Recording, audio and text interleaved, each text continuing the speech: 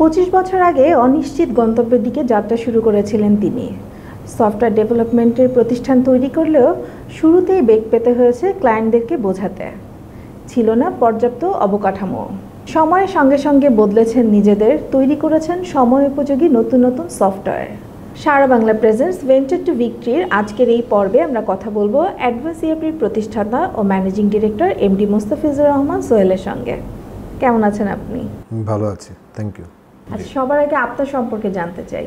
আমি মোস্তাফিজুর রহমান সোহেল, আমার কোম্পানির নাম অ্যাডভান্সড ইআরপি এবং ড্রিম অ্যাপস এবং ত্রিমাত্রা ডিজিটাল। আমরা আসলে 3টা কোম্পানি থেকে ডিফারেন্ট কাজ করি।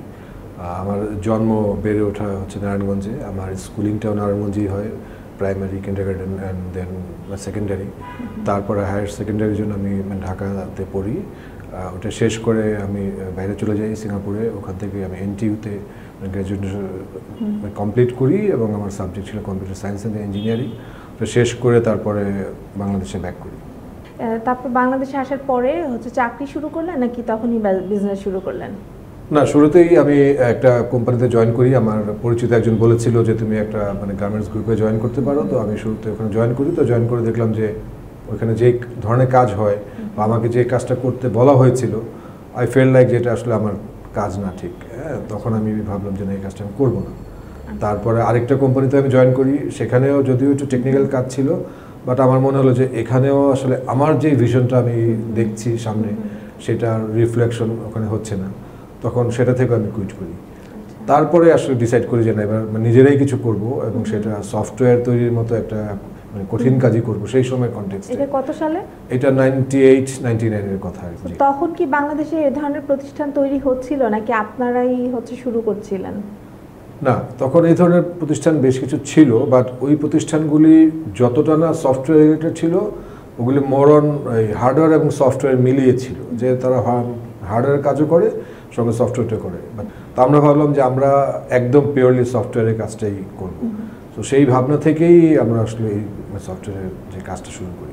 এই যে ভাবনাটা, এটা তো অ্যাহেড অফ টাইম ভাবনা বলা যায়, যে ওটা কিভাবে আসছিল তখন? কোনো নির্দিষ্ট কোনোভাবে কি আপনি ইন্সপায়ার্ড হয়েছিলেন? এইটার ভাবনাটার পিছনে একটা ছিল যে আমার এই মেন্টর যিনি ছিলেন, যাকে আমি ফাদার ফিগার ছিলেন আমার কাছে, উনি সিঙ্গাপুরেই থাকতেন। তো ওনার সাথে যখন আমাদের কথা হয়, তো উনি বলেছিলেন যে তোমরা যদি বাংলাদেশে কিছু করো তাহলে একসাথে আমিও তোমাদের সঙ্গে থাকবো। হ্যাঁ, সো ওই ভাবনা থেকে, এবং হি ওয়াজ কি বলে ফার ফেচিং পারসন, যে অনেক দূরের চিন্তা ভাবনা করতেন। সো ওই ভাবনা থেকেই আসলে শুরু করা। এবং ওনাকে আমি দাদা বলি। ওই দাদার ইন্সপিরেশনে আসলে সফটওয়্যার নিয়ে কাজটা করা শুরু হয় আর কি। তো অ্যাডভান্সড এখন কতজন কর্মী আছে এবং আপনাদের ক্লায়েন্ট সংখ্যা কত? আমরা যেটা করি, আমাদের ক্লায়েন্ট, আমি একটু পিছনে ফেরে যাই, যেটা আমরা যখন শুরু করলাম, তো শুরু করার সময় দেখা গেল যে ওই সময়টাতে আসলে সফটওয়্যার বলতে কী কেউ খুব একটা বুঝেও না। এবং আমরা যেখানে গেছি প্রেজেন্টেশন করতে, তো মানুষ বলে সব কিছু বুঝলাম, কিন্তু সফটওয়্যারটা আমার লাগবে কেন? আমার অ্যাকাউন্টেন্ট আছে, টালি খাতা আছে, আমার ব্যাংকে টাকা ঢুকছে, তো সবই তো ঠিক আছে, তো আমার সফটওয়্যারটা লাগবে কেন? তো এইটা আমাদের অনেক বেগ পেতে হয়েছে এটা বোঝানোর জন্য। তারপরে আমরা অনেক কষ্ট করে চিটোয়াংয়ে রেকিট অ্যান্ড কোলম্যান, তখন ছিল রেকিট বেনকিজার, আর ছিল গ্ল্যাক্সোওয়েলকাম, এই দুটো কোম্পানিতে আমরা বোঝাতে সক্ষম হই যে একটা অটোমেশনের কাজ আমাদেরকে দেওয়া যেতে পারে। তো ওরা বললো যে হ্যাঁ, তোমাদের কথা আমরা কনভিন্সড, তো তোমরা দুটা ছোটো মডিউল করে দেখাও কী হয়। তখন আমরা ওদের ইনভেন্টরি কাজ করি। সো ইনভেন্টরি মডিউল কাজ করার পরে দেখা গেল যে তারপরে আসলে মার্কেটে আস্তে আস্তে অ্যাকসেপ্টেন্স আসা শুরু হলো। এবং তখনই আমরা আরও বড় স্কেলে চিন্তা করলাম। এবং আমরা তখন ভাবলাম যে আমাদের ওই সময় যে বাংলাদেশের মূল সমস্যাটা ছিল, যে তখন তো আর আজকের মতো ইনফ্রাস্ট্রাকচার এত স্ট্রং ছিল না। তখন দেখা যেত যে আমার এখানের অফিসের সঙ্গে আরেকটা অফিসের কানেক্টিভিটি ছিলই না। তখন ছিল ওই টেলিফোন লাইনের যে মডেম, সেই মডেম দিয়ে কানেক্ট করতে হতো, অথবা আরও দূরে হলে রেডিও লিঙ্ক, ভিস্যাট ইউজ করতে হতো। তো আমরা দেখলাম যে আসলে সফটওয়্যার মার্কেটের ক্ষেত্রে সবচেয়ে বড় হিন্ড্রেন্সই হচ্ছে যে আদার যে ইনফ্রাস্ট্রাকচারগত যে সাপোর্টটা। তো তখন আমরা ঠিক করলাম যে আমরা এমন একটা সফটওয়্যার বানাবো যেই সফটওয়্যারটাতে আসলে এই হিন্ড্রেন্সগুলিকে ওভারকাম করা যাবে। সো আমরা যেই সফটওয়্যারটা তখন বানাই, that was way out of time. এবং ওই সফটওয়্যারটা আমাদের ছিল যেটা থিন ক্লায়েন্ট অ্যাপ্লিকেশন বলে এটাকে টেকনিক্যাল টার্মে। এবং ওইটাতে আপনার রেডিও লিঙ্কের প্রয়োজন হতো না। আমরা একদম এই টেলিফোন লাইনে যে মডেম ছিল তখন, সেই মডেম দিয়ে ইউজ করে মানুষ কাজ করতে পারতো। তারপরে তখন আবার আরেকটা দেখা যেত যে মানুষের ডেটাবেজের উপর ডিপেন্ডেন্সি থাকতো, যে নির্দিষ্ট সফটওয়্যারগুলো নির্দিষ্ট ডেটাবেজে চলতো। তো আমরা ঠিক করলাম যে না, আমাদের সফটওয়্যারটা একদম ওপেন ডেটাবেস হবে, তার মানে ক্লায়েন্ট ইচ্ছা করলে সিলেক্ট করতে পারবে সে কোন ডেটাবেস ইউজ করবে, এভাবে অপারেটিং সিস্টেম, হার্ডওয়্যার। সো প্রত্যেকটা জায়গাতে আমরা আসলে নতুন ভাবনাটা নিয়ে আসি এবং ওই ভাবনাটা ছিল অনেক মানে দূরের ভাবনা আসলে, যে এমন হওয়া উচিত।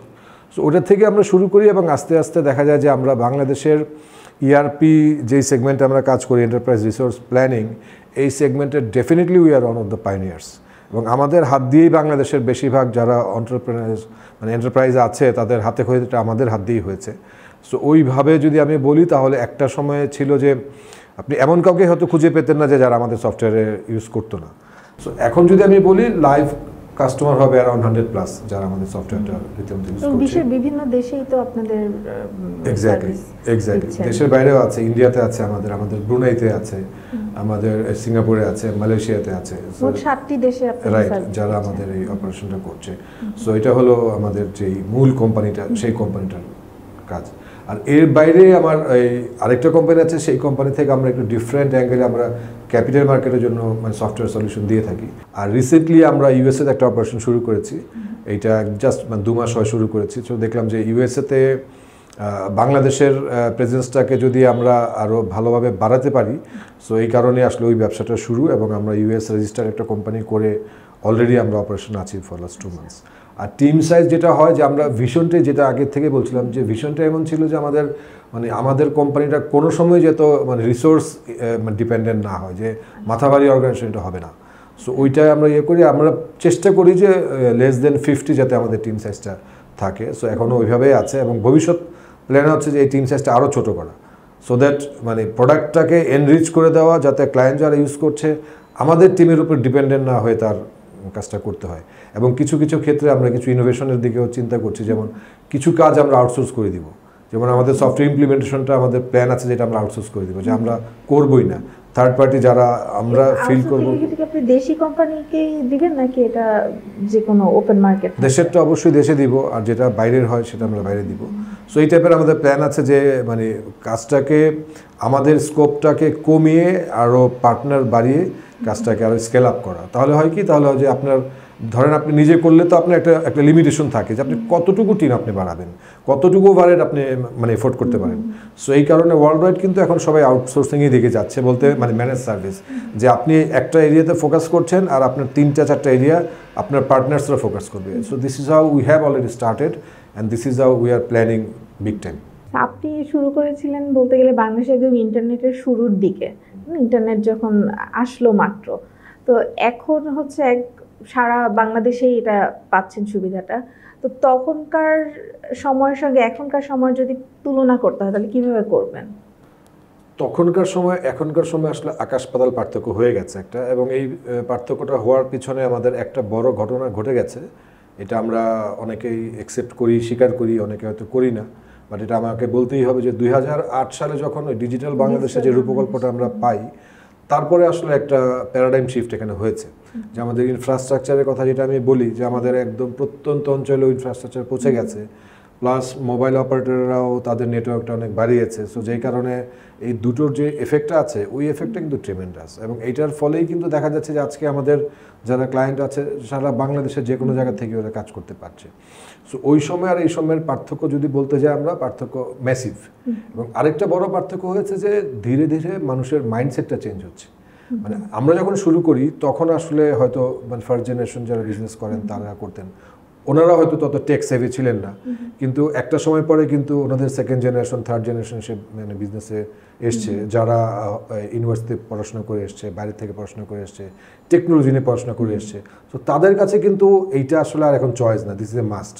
তো যেই কারণে আমাদের মার্কেট বলি, আমাদের অপরচুনিটি বলি, সব কিছুই এই 25 বছরে অনেক বেড়েছে, এবং এটা আই বিলিভ এটা সামনে আরও বাড়বে। বাট এখানে ডেফিনেটলি এখনও আরও অনেক কিছু করার আছে, পলিসিগত যে সাপোর্ট আরও কিছু দরকার, আমাদের হিউম্যান রিসোর্স নিয়ে কিছু চ্যালেঞ্জ আছে, সেগুলোকে অ্যাড্রেস করা দরকার, আমাদের ব্র্যান্ডিংটা নিয়ে কিছু কাজ করা দরকার। আচ্ছা, এই যে চ্যালেঞ্জগুলো যে বলছিলেন, এইটা সম্পর্কে আরেকটু বিস্তারিত বলেন। প্রথম চ্যালেঞ্জটা যদি আমি বলি, যে মানে আমাদের র মেটেরিয়াল হচ্ছে, unlike garments and other factories, আমাদের র মেটেরিয়াল হচ্ছে মানুষ। তার মানে আমাদের প্রোগ্রামার্স, ডেভেলপার্স, আমাদের যারা হিউম্যান রিসোর্স, তারাই হচ্ছে আমাদের র মেটেরিয়াল।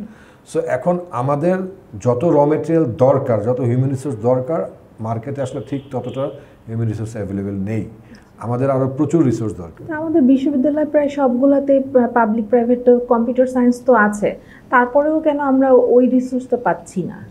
এই জায়গায় মূল যে ব্যাপারটা ঘটে, একটা হচ্ছে আপনার একাডেমিক যেই মানে নলেজটা, যেটা আপনাকে সার্টিফিকেট দিয়েছে, বাট বাই দ্য টাইম আপনি ওই সার্টিফিকেটটা নিয়ে বেরিয়ে গেছেন, আপনি যখন কাজে ঢুকছেন সেখানে কিন্তু আসলে রিয়েলিটি ইজ কমপ্লিটলি ডিফারেন্ট। কারণ তখন তো টেকনোলজি ইজ অলওয়েজ ইভলভিং, কারণ প্রত্যেকটা দিন প্রত্যেকটা মাসেই নতুন টেকনোলজি আসছে, নতুন নতুন টেকনোলজি নিয়ে কাজ হচ্ছে। তো ইউনিভার্সিটির যে কারিকুলাম আছে সেই কারিকুলামে কিন্তু আসলে পুরোটা কাভার করছে না। সো একটা গ্যাপ কিন্তু রয়েই যাচ্ছে, যে একটা ছেলে ইউনিভার্সিটি পাশ করে ইউনিভার্সিটি টু জব, এই জায়গাতে যে এখন তার লিপফ্রগটা হচ্ছে সেখানে তার একটা গ্যাপ থেকেই যাচ্ছে। তো ওই গ্যাপটার কারণে হয় কি, যে আমরা প্রত্যেকেই যাদেরকে নিচ্ছি ওদেরকে আমরা ট্রেন আপ করাচ্ছি 6-7 মাস। তাহলে কি আমাদের এটা কারিকুলামের ডিজাইনে কোনো সমস্যা থেকে যাচ্ছে, নাকি অন্য কোনো, যে তাদেরকে অ্যাপ্রেন্টিসশিপ করার সুযোগ কম, মানে কিভাবে তারা হচ্ছে এই ক্যারিয়ারটাকে এগিয়ে নিয়ে যেতে পারবে, সেই জায়গাটাতে কি গ্যাপ পড়ে যাচ্ছে নাকি? এটা ঠিক আমি সমস্যা বলবো না, বা গ্যাপ তো পড়ে যাচ্ছে, বাট এটা সমস্যা হিসেবে না বলে আমি বলি যে এখানে আসলে আমাদের কোলাবোরেশনটা ঠিক হচ্ছে না। এবং এই বাই সেইং কোলাবোরেশন আমি এখানে বলবো যে ইন্ডাস্ট্রি এবং একাডেমিয়ার যে কোলাবোরেশন, কারণ একাডেমিয়ারা ওনারা পড়াচ্ছেন, আর আমরা ইন্ডাস্ট্রি থেকে আমরা যারা বিজনেস করছি আমরা বুঝি যে আসলে ইন্ডাস্ট্রি টেকনোলজিতে কোন দিকে যাচ্ছে এবং কী হওয়া উচিত। সো আমার মনে হয় যে আমাদের কারিকুলামে কোনো না কোনো জায়গায় এই জায়গাতে আসলে একটা সমন্বয় হতেই হবে, যেটা পার্শ্ববর্তী দেশগুলোতে হয়েছে। তো আমার মনে হয় যে এই জায়গাতে আমরা এখনও অনেক কিছু করার আছে, আমরা পিছিয়ে আছি বেশ খানিকটা। আর আরেকটা জিনিস হলো যে এইটাকে সাপোর্ট দেওয়ার জন্য কিন্তু আমাদের ইন বিটুইন কিছু ট্রেনিং ইনস্টিটিউটও তৈরি হয়েছে, বা গভর্নমেন্টও কিছু ট্রেনিং করাচ্ছে, এবং সেই ট্রেনিংগুলোর ক্ষেত্রেও আমি বলবো যে সেখানেও আসলে একটু ইন্ডাস্ট্রি একাডেমি একটা কোলাবোরেশন দরকার, যে কী ট্রেনিং এক্স্যাক্টলি আপনি সেইখানে কি আপনারা ইনপুট দেওয়ার সুযোগ পাচ্ছেন? পর্যাপ্ত পাচ্ছি না। হ্যাঁ, এটা আরও ম্যাসিভলি আমরা চাই, এই ডায়ালগগুলি আরও অনেক বড় করে শুরু করতে হবে, এবং this is the high time. কারণ এটা না করলে হবে কি, যে আমরা পিছিয়ে যাব। যেমন সামনে আমরা সবাই জানি যে ফ্রন্টিয়ার টেকনোলজি আসছে, এখন ফ্রন্টিয়ার টেকনোলজি মানে সামনের দিনগুলোতে রুল করবে। তো সেখানে আমরা যদি আমাদেরকে রেডি করতে না পারি তাহলে কিন্তু আমরা আসলে পিছিয়ে যাব। এইবারের যেটা ম্যান্ডেট, যে স্মার্ট বাংলাদেশ, তো স্মার্ট বাংলাদেশের যে ভিশন, সেইটা যাওয়ার জন্য কি আমরা প্রস্তুত? আপনাদের ইন্ডাস্ট্রি কি প্রস্তুত? এই স্মার্ট বাংলাদেশ ভিশন বা আগেও যখন ডিজিটাল বাংলাদেশ ছিল, তখন কিন্তু আসলে যখন ডিজিটাল বাংলাদেশ আসে তখনও কিন্তু আমাদের কাছে এটা একটা সারপ্রাইজ ছিল। বাট এটা ইন কোর্স অফ টাইম এটা আসলে আমাদেরকে সাথে নিয়েই কাজটা হয়েছে। সো স্মার্ট বাংলাদেশের ব্যাপারটাও সেম। এখন smart Bangladesh is a big মানে ভিশন। এখানে আমাদের এখনও প্রায় 17 বছর আছে বাকি, 41 যদি আমি ধরি। সো এই 17 বছরে আসলে কি হবে, গভর্নমেন্টের জায়গা থেকে একটা ভিশন নিয়ে মানে এগিয়ে যাচ্ছে। So private sector has a major role to play এখানে, যে আমাদের সাইড থেকে আসলে এগিয়ে আসতে হবে, যে আমরা কোথায় কোথায় গভর্নমেন্টকে কন্ট্রিবিউট করতে পারি, এবং আমরা কোথায় কোথায় গভর্নমেন্টকে সাজেশনগুলো দিতে পারি, এগুলোকে নিয়েই আসলে আমরা স্মার্ট বাংলাদেশটাকে বাস্তবায়ন করতে পারবো। এবং এটা একটা বড় জিনিস, এটা এমন কোনো ব্যাপার না যে হ্যাঁ আমি এখান থেকে ঢাকা চলে গেলাম বা এখান থেকে আমি কুমিল্লা চলে গেলাম, ব্যাপারটা আসলে তা না। ব্যাপারটা কিন্তু অনেক বড় পেরিফেরির একটা ঘটনা। সো এই কারণে আমার মনে হচ্ছে continuous process, it needs evolvement. Government একটা রূপরেখা আমাদেরকে দিয়েছে, এখন এই রূপরেখার ট্রেনের জার্নিটা যদি আমরা হতে চাই আমাদেরকে ইনিশিয়েটিভ নিতে হবে। অ্যান্ড বাই সেইং আমরা আসলে ব্যক্তি আমরা না, আমাদেরকে সামষ্টিক অর্থে আগাতে হবে, এবং সামষ্টিক অর্থে আগাতে হলে আমাদের অ্যাসোসিয়েশনগুলোকে এঙ্গেজ করতে হবে। যেমন আমরা সফটওয়্যার ইন্ডাস্ট্রিতে আছি, আমাদের সফটওয়্যার ইন্ডাস্ট্রি যেটা অ্যাসোসিয়েশন আছে, আমাদের বেসিস প্লাস অন্যান্য যারা আছে তাদের অ্যাসোসিয়েশনগুলো আছে, এই সবাইকে সমন্বয় করেই আসলে জিনিসটাকে সামনে এগোতে হবে। তা আপনি যখন শুরু করেছিলেন, আপনি খুবই তরুণ একজন উদ্যোক্তা হিসেবে শুরু করলেন, সেই সময় আপনি বিনিয়োগ পেয়েছিলেন কিভাবে, বা এখনই বা এটার সুযোগ কেমন যদি তরুণরা কেউ নতুন করে শুরু করতে চায়? এটা আমাদের এই 25 বছর আগে যে অবস্থা ছিল, আজকে 25 বছর পরে অলমোস্ট একই অবস্থা। আমাদের এখানে ব্যাংকের থেকে, ফিনান্সিয়াল ইনস্টিটিউশন থেকে আসলে কোনো সাপোর্টই আমরা পাই না, এবং পাওয়ার সুযোগই নেই। কারণ যে ট্র্যাডিশনাল ওয়েতে তারা এটাকে ইভ্যালুয়েট করে, ওই ইভ্যালুয়েশন আসলে নাই। কারণ ব্যাংকিংয়ের ক্ষেত্রে আপনি যদি অ্যাক্সেস টু ফিনান্সের কথাই বলি, আপনার যখনই আপনি একটা টাকা আপনি তার কাছ থেকে চাইবেন as a loan or as anything, তখন কিন্তু কোলাটারাল এগেইনস্টে তারা লোনটা দেয় ট্র্যাডিশনাল হিসেবে। তা আমাদের কোলাটারাল কি? আমাদের কোলাটারাল তো আমাদের মাথা, আমাদের মাথা, আমাদের মেধা, আমাদের কয়েকটা কম্পিউটার, কয়েকটা প্রিন্টারের এগেইনস্টে তো তারা আমাদেরকে লোনটা দিবে না, এবং দেয় নাই। আমরা যখন শুরু করছি তখন যা ছিল, আমরা এখন তাই আছে। তো তখনও ব্যক্তি উদ্যোগে ইনভেস্টর কালেক্ট করেছিলেন। অ্যাবসলিউটলি, ওটা তখনও ছিল, এখনো আছে। মাঝে আমরা অ্যাসোসিয়েশন থেকে কিছু উদ্যোগ নিয়েছি, কিছু চেষ্টা করেছি, কিছু হয়েছে, but to me this is not enough. আমাদের এই জায়গাটাতে অনেক কাজ করার আছে, এবং এই জায়গাতে একটা বড় কাজ যেটা করার আছে সেটা হচ্ছে আমাদের মেধাসত্ব যেটা আছে, সেই মেধাসত্ব যখন ভ্যালুয়েশনটা হবে তখনই আমরা আসলে এখানে একটা লিফ্রগ করতে পারবো। আজকে 25 বছর পরে আমার সবচেয়ে বড় এসেট হচ্ছে আমার সফটওয়্যারে যে আইপিটা আছে, সেই আইপিটা, রাইট? এই মেধাসত্বটা তো আমার সবচেয়ে বড় অ্যাসেট। এই 25 বছরে আমি যত এফোর্ট দিয়েছি, টাকা পয়সা খরচ করেছি, সময় দিয়েছি, বাংলাদেশে তো সেই মেধাসত্বটা পাওয়া যায় নাকি? এটা নিয়ে আসলে অনেক কাজ করার আছে, এটা নিয়ে গ্যাপ আছে, এটা নিয়ে কাজ করার আছে। এবং গত অগাস্টে, if I am not wrong, মাননীয় প্রধানমন্ত্রী সংসদে ক্যাবিনেট মিটিংয়ে এটা উনি বলেছেন যে এই মেধাসত্ব আইন এবং এই মেধাসত্ব নিয়ে যে এটাকে মানে অ্যাসেট হিসাবে এটাকে অ্যাকসেপ্ট করার জন্য কাজ করার কথা কিন্তু ওখানে এসছে। এখন এই এসেছে, এটাতে থেমে থাকলে তো হবে না। এটার মডালিটি কি হবে, কিভাবে এটা হওয়া উচিত, এটার অন্যান্য দেশগুলো কি করেছে, সেই এক্সাম্পলগুলি নিয়ে যদি আমরা একটা ড্রাইভটা দিতে পারি, তাহলেই আসলে এখানে কাজ হবে। And trust me, this is going to B the next big thing, যেটা আমাদের ইন্ডাস্ট্রিকে চেঞ্জ করে দিবে। যখন আমরা মেধাসত্বটাকে আমরা ক্যাপিটাল হিসাবে আমরা দেখাতে পারবো। এই ব্যবসা, ধরেন আপনার কম্পিউটার সায়েন্স ব্যাকগ্রাউন্ড ছিল, তো কারিগরি দক্ষতা বা শিক্ষাগত যে যোগ্যতা, এইটা ছাড়া আর কোন মানে কি আসলে দক্ষতার প্রয়োজন আছে এই ধরনের আইটি বিজনেসে আসার জন্য বা সফটওয়্যার বিজনেসে আসার জন্য? সো এটা আসলে আমি শুধু আইটি ব্যবসা বলবো না, যে কোনো ব্যবসায়ী আসলে প্রথম ব্যাপারটা হচ্ছে যে আপনি আসলে যেটা করতে চাচ্ছেন সেটা কেন করতে চাচ্ছেন, ওই অ্যানালাইসিসটা করা। অ্যানালাইসিস করলে বেরিয়ে আসবে আপনার মার্কেট সাইজটা, যে আসলে মার্কেটটা কত বড়। তারপরে যেটা দরকার যে আপনার একটা মানে প্র্যাগমেটিক ওয়েতে চিন্তা করা, যে আপনি এটা করতে করতে আসলে কী লাগবে। আপনার হয়তো ওই নলেজ নাই, সমস্যা নাই। এখন এইটাকে করতে গেলে আপনার কি কি টিমগুলো লাগবে, কয়েকটা ডট যদি হয়, ওই ডটগুলোকে আপনাকে কানেক্ট করতে হবে। হয়তো আপনার টেকনিক্যাল নো হওয়ার জন্য একটা টিম লাগবে বা একজন রিসোর্স লাগবে, আপনার বিজনেস ডেভেলপমেন্টের জন্য লোক লাগবে, আপনার ফিনান্স দেখার জন্য লোক লাগবে, অ্যাক্সেস টু ফিনান্সের জন্য লোক লাগবে। সো এইভাবে যদি কেউ 360 অ্যাঙ্গেলে ভাবে, তাহলে আসলে ইদার তার এই পড়াশোনার ব্যাকগ্রাউন্ড হোক না হোক, আই ডোন্ট বিলিভ এটা কোনো বড় চ্যালেঞ্জ। এবং আমার জানা মতে বাংলাদেশে, দেশের বাইরে অনেক এন্টারপ্রেনার্স আছে যারা আসলে তার কোড মানে পড়াশোনার ডোমেন থেকে সেখানে আসেনি। That is not a mandatory thing, but থাকলে অবশ্যই ভালো, যেটা আমাদের ক্ষেত্রে কাজে দিয়েছে। তরুণ কেউ যদি এই ধরনের ব্যবসায় আসতে চায়, তার জন্য আপনার পরামর্শ কি থাকবে? প্রথম পরামর্শ তো অবশ্যই নিজেকে প্রশ্ন করা যে কেন আমি এটা করতে চাচ্ছি।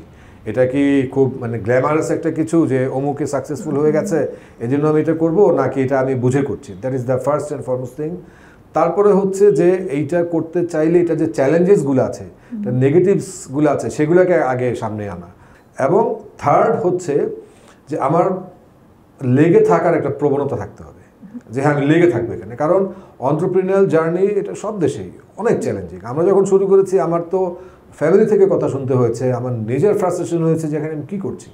আমার বন্ধুরা সবাই বাইরে সেটেল করেছে, সবাই ভালো আছে, বড় বড় কোম্পানিতে জব করছে, what M I doing here? So এই কারণে যে নিজের যেই একটা মানে খিদে ছিল, একটা লেগে থাকার ইচ্ছে ছিল, না আমি দেখেই ছাড়বো। সো আমার মনে হয় যে নতুন যারা আসবে তাদের এন্টারপ্রেনিউরিয়াল মানে যে জার্নিটা, এই এন্টারপ্রেনিউরিয়াল জার্নির জন্য এটা মোস্ট ইম্পর্টেন্ট থিং, যে লেগে থাকার ইচ্ছাটা, যে হ্যাঁ যেটাই হোক আমি লেগে থাকবো, এবং আমার ওই প্ল্যানটা আছে, আমার ওই খিদেটা আছে, এবং প্ল্যান বি কী হতে পারে সেটাও ভাবা। আমার মনে হয় this three are the most effective and মানে মোস্ট রিকোয়ার্ড থিংস। তো আপনি 25 বছর পরে এসে নিজেকে কতখানি সফল মনে করছেন? সফলতা আসলে একটা আপেক্ষিক শব্দ। হ্যাঁ, সফলতার সংজ্ঞা প্রতিদিনই চেঞ্জ হয়। এখন 5 বছর আগে আমি যখন মনে করতাম যে আমি এখন সফল, এখন 5 বছর পরে দাঁড়িয়ে যখন সামনে তাকাই দেখি যে আমার আরও অনেক কিছু করার বাকি আছে। তার মানে সফলতার আরও ধাপ পেরোনো আমার বাকি। আমি পার্সোনালি বিশ্বাস করি যে যখন মানুষ হিসেবে আমরা অ্যাকমপ্লিশড হয়ে যাব যে হ্যাঁ আমি সফল, সেদিন আসলে এই গন্তব্যটাই শেষ হয়ে যাবে। সো এখানে ওই মানে সন্তুষ্টি আসার কোনো কারণই নাই। এটা হতে পারে যে আমি যেটা দেখেছি যে সাফল্য আপনাকে আরও বড় সাফল্যের দিকে যাওয়ার অনুপ্রেরণা জাগায়। সো আমাকে যদি বলেন সফল বিফল, আমি বলবো হ্যাঁ এক লেভেলে সফলতা এসেছে বলেই তো আমরা 25 বছর পরে বসে আজকে আপনার সাথে কথা বলতে পারছি। সো ওই হিসাবে বললে ডেফিনেটলি একটা সফলতা তো আছেই। এবং ব্যক্তি আমি যতটা সফল, আমার আসলে এখন দেশ নিয়ে ভাবার সময় আছে, আমার ইন্ডাস্ট্রি নিয়ে ভাবার সময় আছে, যে তরুণদের কথা বললেন তাদেরকে নিয়ে ভাবার আমার সময় আছে এখনো। সো এই সবাইকে নিয়ে কাজ করে যখন আরও দূর এগিয়ে যেতে পারবো, তখন হয়তো বলতে পারবো যে হ্যাঁ সফলতাটা এসছে, আসলেই এসছে। আচ্ছা, আর ভবিষ্যৎ পরিকল্পনা কি? ভবিষ্যৎ পরিকল্পনা হচ্ছে একটা সময় রিটায়ার করা, রিটায়ার করে পুরোপুরি লেখালেখিতে মনোনিবেশ করা, সিনেমা বানানো। সিনেমা বানানো, এটা আমার একটা প্যাশনের জায়গা, লেখালেখি আমার একটা প্যাশনের জায়গা, আমি লিখি। হ্যাঁ, এটা ভবিষ্যৎ পরিকল্পনা অবশ্যই, হয়তো আজকে থেকে 10 বছর পরে, বাট আমি লিখছি এখনও, কন্টিনিউয়াস এটা করব। বাট ভবিষ্যৎ পরিকল্পনা যদি কাজের ক্ষেত্রে বলি, কাজের ক্ষেত্রে ভবিষ্যৎ পরিকল্পনা হচ্ছে যে আমি যেই সেক্টরগুলি আমি আইডেন্টিফাই করেছি যে এই জায়গাগুলোতে আসলে আমাদের কাজ করা দরকার, সামষ্টিকভাবে ওই জায়গাগুলোতে আমি কাজ করতে চাই। আমি সরকারের সাথে ক্লোজলি অ্যাসোসিয়েশনের মাধ্যমে কিছু কাজ করতে চাই পলিসি লেভেলে, যেই পলিসিগুলো আসলে আমাদের ইন্ডাস্ট্রিগুলোকে এগিয়ে নেবে। এবং আরেকটা হচ্ছে যে বাংলাদেশকে পজিটিভ আইটি ডেস্টিনেশন হিসাবে বাইরে যে জায়গাগুলোতে আমরা রিচ করতে পারি বা পারতাম, সেই জায়গাগুলোতে খুব মানে এফেক্টিভলি কাজ করা উইথ এ প্রপার প্ল্যানিং, এবং গভর্নমেন্টকে এঙ্গেজ করা, আমার অ্যাসোসিয়েশনকে এঙ্গেজ করা। এবং এই কাজগুলি আমি চাই যে এটা যদি আমরা করতে পারি, আমি এবং আমার মতো যারা আছে, একটা বয়সে পৌঁছে গেছি, তাহলে হয়তো আমাদের পরবর্তীতে যারা আসছে তাদের জন্য জার্নিটা অনেক বেশি সুফল হবে এবং সগম হবে। অনেক ধন্যবাদ এতক্ষণ আমাদেরকে সময় দেওয়ার জন্য। Thank you.